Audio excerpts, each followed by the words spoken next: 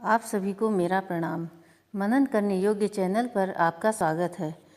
आज का विषय है भगवान विष्णु ने किस प्रकार मत्स्य का रूप धारण किया, जिसका वर्णन विष्णु पुराण में निहित है। मत्स्य अवतार भगवान विष्णु के प्रथम अवतार हैं, जिसकी कथा इस प्रकार है।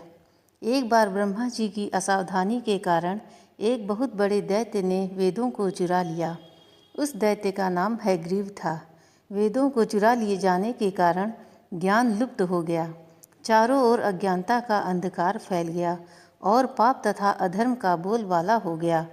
तब भगवान विष्णु ने धर्म की रक्षा के लिए मत्स्य रूप धारण करके हयग्रीव का वध किया और वेदों की रक्षा की। इसकी विस्मयकारिणी कथा इस प्रकार है। एक पुण्यात्मा राजा था, जिसका नाम सत्यव्रत था, जो बड़े ही उदार हृदय वाला था। सुबह का समय था, सूर्योदय हो चुका था। सत्यव्रत कृतमाला नदी में स्नान कर रहा था। उसने स्नान करने के पश्चात जब तर्पण के लिए अंजलि में जल लिया तो जल के साथ एक छोटी सी मछली भी आ गई। सत्यव्रत ने मछली को नदी के जल में छोड़ दिया। मछली बोली, राजन, जल के बड़े बड़े जीव छोटे छोटे जीवों को मारकर खा जाते हैं, इसलिए कोई बड़ा जीव मुझे भी मारकर खा जाएगा। कृपा करके मेरे प्राणों की रक्षा कीजिए। सत्यव्रत के मन में दया उत्पन्न हो गई।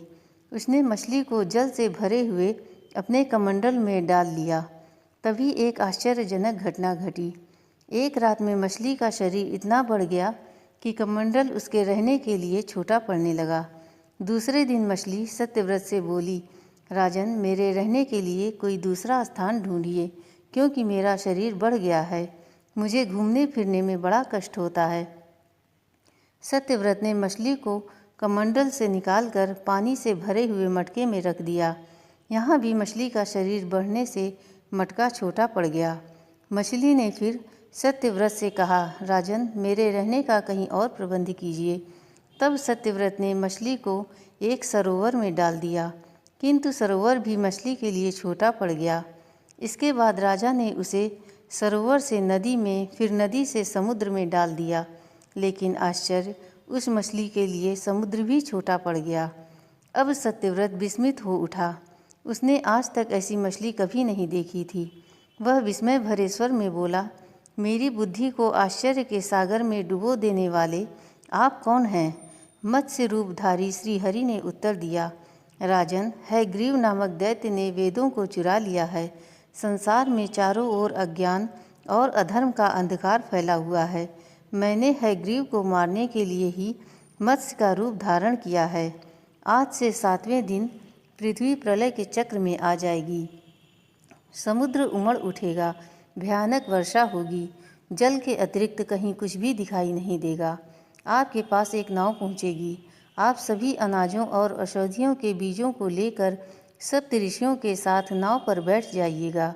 मैं उसी समय पुनः आपको दिखाई पड़ूंगा और आपको आत्म तत्व का ज्ञान प्रदान करूंगा। सत्यव्रत उसी दिन से प्रलय की प्रतीक्षा करने लगे। 7वें दिन प्रलय का दृश्य उपस्थित हो गया। भारी बारिश होने लगी। थोड़ी ही देर में सारी पृथ्वी पर जल ही जल हो गया। उसी समय एक नाव दिखाई पड़ी। सत्यव्रत सप्तऋषियों के साथ उस नाव पर बैठ गए। उन्होंने नाव के ऊपर संपूर्ण अनाजों और औषधियों के बीज भी भर लिए। प्रलय के उस सागर में उस नाव के अतिरिक्त कहीं कुछ भी दिखाई नहीं दे रहा था। सहसा मत्स्य रूपी भगवान सागर में दिखाई दिए। सत्यव्रत और सप्तऋषिगण मत्स्य रूपी भगवान की प्रार्थना करने लगे। भगवान से आत्मज्ञान पाकर सत्यव्रत का जीवन धन्य हो उठा।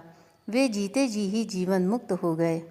प्रलय का प्रकोप शांत होने पर भगवान ने हयग्रीव को मारकर उससे वेद छीन लिए।